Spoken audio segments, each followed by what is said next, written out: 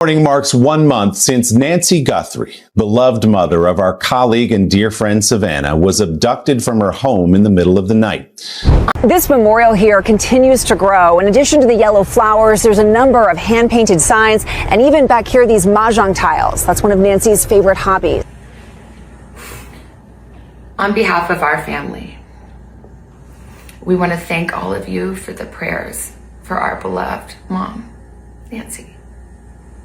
We feel them, and we continue to believe that she feels them too. Our mom is a kind, faithful, loyal, fiercely loving woman of goodness and light. She's funny, spunky, and clever. She has grandchildren that adore her and crowd around her and cover her with kisses. She loves fun and adventure. She is a devoted friend. She is full of kindness and knowledge. Talk to her and you'll see. The light is missing from our lives. Nancy is our mother. We are her children. She is our beacon. She holds fast to joy in all of life's circumstances. She chooses joy day after day, despite having already passed through great trials of pain and grief. We are always going to be merely human, just normal human people who need our mom. Mama, if you're listening, we need you to come home. We miss you.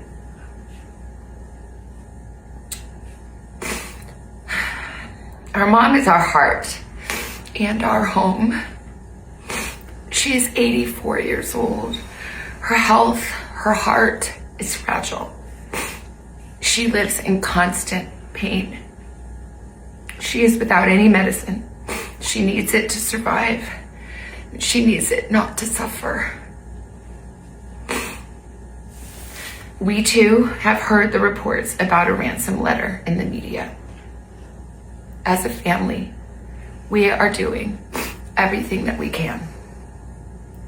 We are ready to talk. However, we live in a world where voices and images are easily manipulated. We need to know, without a doubt, that she is alive and that you have her. We want to hear from you, and we are ready to listen. Please reach out to us. Mommy, if you are hearing this, you are a strong woman. You are God's precious daughter, Nancy. We believe and know that even in this valley, He is with you. Everyone is looking for you, Mommy, everywhere. We will not rest. Your children will not rest until we are together again. We speak to you every moment, and we pray without ceasing, and we rejoice in advance for the day that we hold you in our arms again. We love you, Mom. Love you, Mom. We love you, Mom. Stay strong. We love you, Mom. We love you.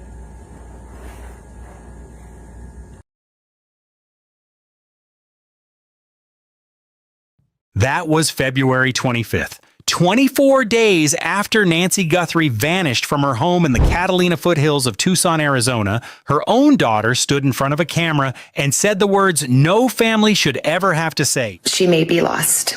She may already be gone.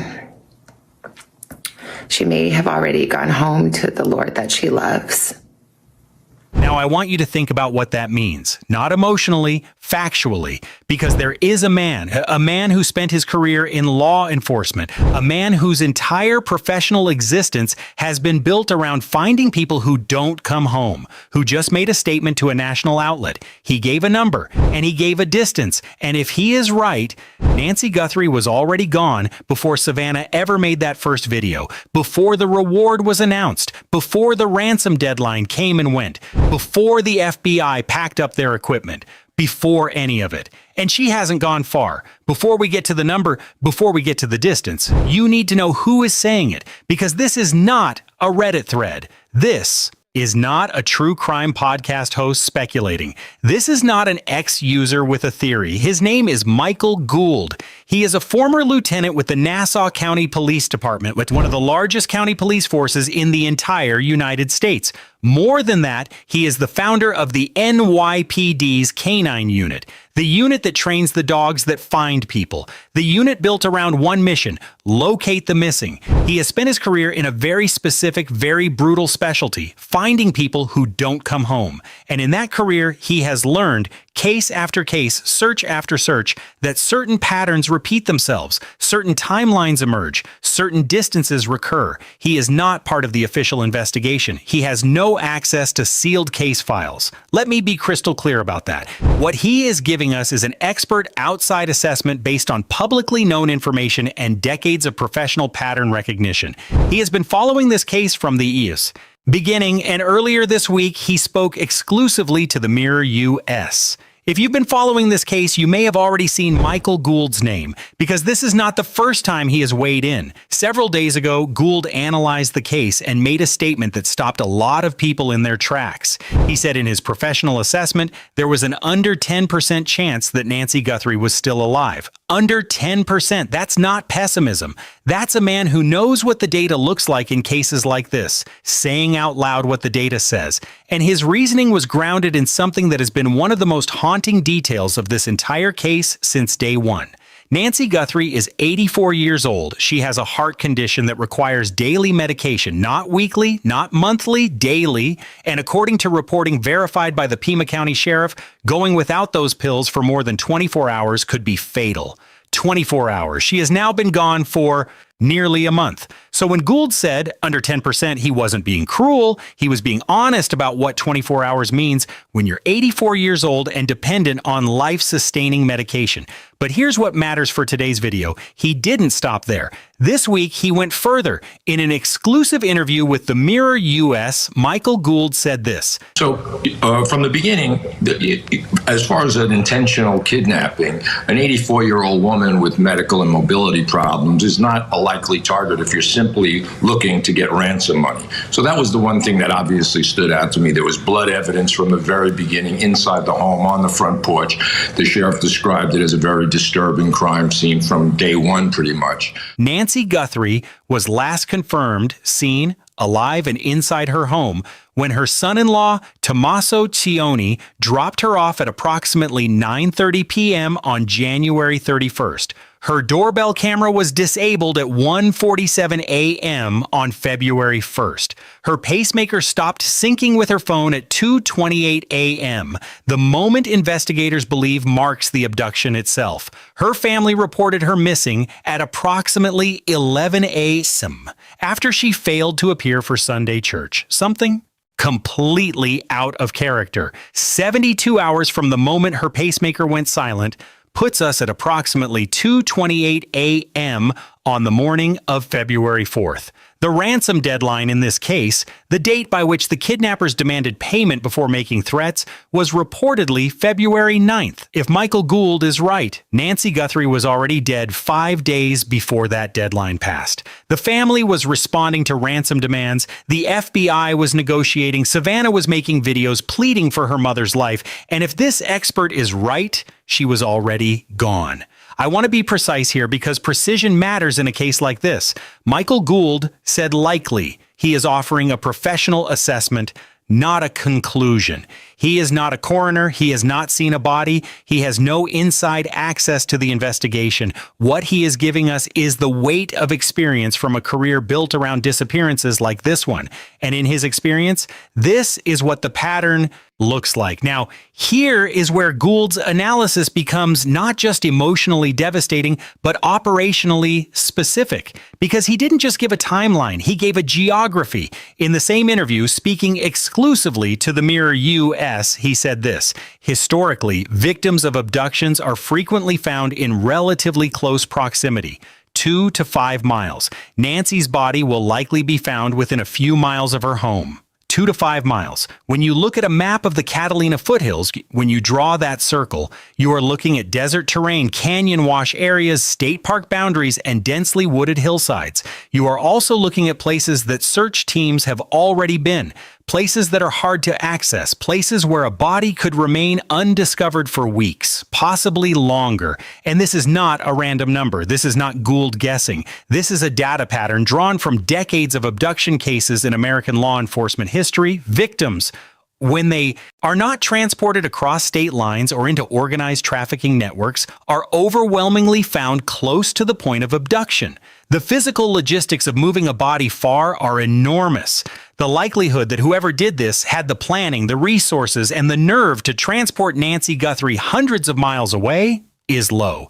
2 to 5 miles. She is, in all probability, still in the Catalina foothills. Now let's talk about the moment that changed everything in this case's public narrative. February 25th, Savannah Guthrie posted a video to Instagram. It began the way her previous videos have begun, with prayer, with love, with the kind of determination you only see in someone who is refusing to let go. She said, "Yo," and I want you to hear these exact words. "We know that millions of you have been praying."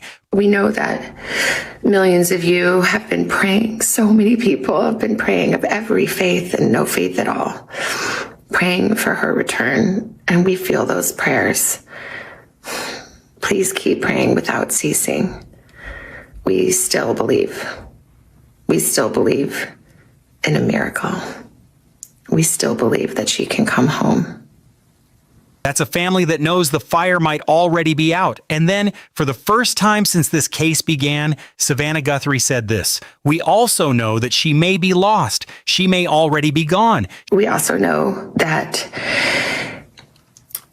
she may be lost. She may already be gone. She may have already gone home to the Lord that she loves and is dancing in heaven with her mom and her dad, and with her beloved brother Pierce, and with our daddy. In 24 days of public appeals, Savannah Guthrie never said those words. She held to hope, full, unflinching, public hope. The shift that happened on February 25th was not random. It was not a breakdown. It was a mother's family, publicly beginning to grieve. And Gould noticed it immediately. He told the Mirror, "Hope and prayer are human and necessary, but facts matter. At some point, families are forced to reconcile hope with evidence. That shift in tone reflects acceptance of the facts, not a loss of love or effort." Here is the signal that law enforcement is not discussing publicly, but that every investigator watching this case understands. The FBI and Pima County Sheriff's Department have returned Nancy Guthrie's home to her family. Let me say that again. The family has been given access back to the residence. According to a source at the Pima County Sheriff's Department confirmed to People magazine, the family had entry to the location following the February 8th search. The source confirmed the family remains in possession of the home and will continue to do so. Now, I want you to understand what it means when federal investigators release a primary crime scene. It means one of two things. Either they have extracted everything of evidentiary value from the location, every fiber, every digital footprint, every trace the perpetrator left behind, and the scene has been fully processed, or they have come to the conclusion that the answers they need are no longer inside that house. In either case, they are done with it. The FBI does not release crime scenes prematurely. They do not hand back a house while an active rescue operation is underway. You don't give a family access to the last place you believe the missing person was alive while there is still active hope of finding them there. The release of that home is an operational statement. It says, whatever happened there, we know what we need to know. The answers are somewhere else, 2 to 5 miles away, according to Michael Gould. I want to talk about language. Because in cases like this, where investigators and families communicate publicly under enormous legal and strategic constraints, language is everything. When Savannah Guthrie announced the $1 million reward, an extraordinary sum that combined with law enforcement's contribution totals $1.2 million, she used 2 specific words. The reward is for information leading to Nancy Guthrie's rescue or her recovery. Rescue or recovery. In law enforcement and family communication in missing persons cases, those are not interchangeable words. They describe 2 fundamentally different outcomes. Rescue means she is alive. Someone finds her. She comes home. Recovery means she is not. The inclusion of the word recovery in the reward announcement was deliberate. It was lawyered, it was considered, and it is the Guthrie family's public acknowledgement in the same video where Savannah said, "She may already be gone," that the goal of this investigation has officially, formally expanded to include finding Nancy's remains. And Gould saw it the same way. He told the Mirror, "The reward reflects the reality that investigators are likely running out of credible leads and that the family has heartbreakingly accepted that Nancy may be deceased. If Michael Gould is right, if Nancy Guthrie's body is within 2 to 5 miles of her home, then the question every person watching this case is asking is, why hasn't she been found? And that question has a complicated answer. First, the terrain. The Catalina foothills are not a subdivision. Within a 5-mile radius of Nancy Guthrie's home, you have dense desert wash areas, rocky canyon drainage systems, boulder fields, and the outer boundaries of Catalina State Park. This is terrain that swallows things. Terrain where a trained search team can walk 40 yards from a site and miss it entirely. Second, the organizations that came to help were not all allowed to. The Madres Buscadoras de Sonora, a Mexican volunteer search collective with an extraordinary track record of finding remains in desert and mountainous terrain that professional investigators have failed to locate, traveled from Sonora specifically to assist with the search for Nancy Guthrie. They were denied access by the Pima County Sheriff's Department. I'm not here to litigate whether that decision was procedurally correct. Law enforcement has jurisdictional protocols for a reason. What I am saying is this: there exists right now a group of experienced searchers who came specifically to find Nancy Guthrie, and they were turned away. Third, the timeline of the search itself. Most of the early intensive searching was concentrated on the immediate area around the home and points of possible vehicle egress. The working theory in the early days was a kidnapping for ransom, meaning investigators were spending enormous resources tracking the ransom communications, monitoring financial channels, and pursuing leads related to a living victim. If Gould is right, if she died within 72 hours, then the search was, for the first 3+ weeks, oriented around the wrong outcome. That is not a criticism of the investigators. It is a function of how missing persons cases with active ransom communication must be worked. You cannot call off a rescue operation while there is any credible possibility of a living victim. But it does explain why, nearly a month later, we still don't have answers. Here's the question that Michael Gould's 72-hour timeline forces us to ask, and it is a question that former FBI officials have been dancing around since the beginning of this investigation. Were the ransom communications real? Let me tell you what we know about them. The ransom demands, a reported $6 million demanded via text and email, including outreach to TMZ, came in waves. There were 2 reported deadlines that came and went with no follow-through, no escalation, no proof of life, no confirmed authentication. Former FBI Assistant Director Chris Swecker said publicly on Fox News, "In a legitimate kidnapping for ransom, the kidnapper communicates aggressively from the start. They need payment fast. They provide proof of life as leverage. They have a protocol. None of that happened here." The FBI special agent in charge, Heath Janke, acknowledged, publicly that in a normal kidnapping scenario, there would have been contact by now. Now overlay Gould's timeline. If Nancy died within 72 hours, if she was gone by February 4th at the latest, then every ransom communication after that date was sent by someone who either didn't know she was dead or did know and was continuing the extortion anyway. The first scenario suggests a disorganized opportunist who may not have intended to kill her, whose communications became increasingly desperate and chaotic because they had already lost their leverage. The second scenario is darker. In February, a 32-year-old Arizona man named Derek Colella was arrested in connection with allegedly sending fake ransom communications in this case. He is not believed to be the person who took Nancy, but his case illustrates how quickly a high-profile disappearance attracts opportunists and fraudsters who attempt to exploit a grieving family. What law enforcement is now almost certainly doing, as they return the home to the family and shift from rescue to recovery mode, is working backward. Through all of the communications, all of the financial trail, all of the digital forensics, looking for the person at the beginning of all of it. So where does this case go from here? Based on everything we've just walked through, Gould's assessment, the FBI's release of the scene, Savannah's language shift, the reward structure, here is what the evidence is telling us. The investigation has shifted from rescue to recovery. That does not mean investigators have given up. It means the operational posture has changed. The resource allocation has changed. The questions being asked have changed.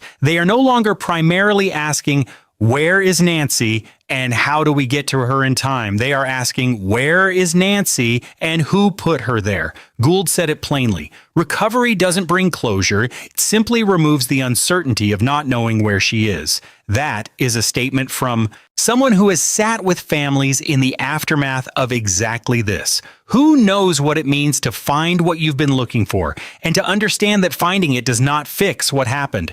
The $1.2 million reward is still active. The FBI investigation has not been closed. The Pima County Sheriff's Department is still working. No suspects have been publicly named. No arrests have been made in connection with the abduction itself. What the reward is now designed to produce, in all likelihood, is the call that leads investigators to Nancy's location. A hunter who finds something that shouldn't be there. A hiker, a neighbor, someone who knows where she is because they put her there, and whose conscience or financial desperation finally tips the scale. The Catalina foothills have been there for 10,000 years. They don't give things up easily. But people do. I want to end this video the same way I try to end every video in this series. Not with a theory, not with a verdict, with what we know and what we owe to the facts. Nancy Guthrie is an 84-year-old woman. She was someone's mother, someone's grandmother, a woman who went to church on Sunday mornings, a woman whose children love her so fiercely that one of them stepped away from one of the most watched morning shows in American television history to dedicate every waking moment to finding her. Michael Gould, a man with a career built on finding the missing, told the Mirror US that in his professional assessment, Nancy likely died within the first 72 hours, that her body is likely within a few miles of her home, that this is a recovery now, not a rescue. He may be wrong. Experts are not infallible, but the pattern he is reading, the medical reality of 24-hour medication dependency at age 84, the investigative signals from the FBI, the language shift in Savannah's most recent video, the structure of the reward, all of it points in the same direction. Nancy Guthrie deserves to be found. Her family deserves answers. And the person who took her, whoever they are, wherever they are, deserves to be held accountable for every single hour of this. If you have any information about the disappearance of Nancy Guthrie, the FBI's tip line is still active. The combined reward totals $1.2 million.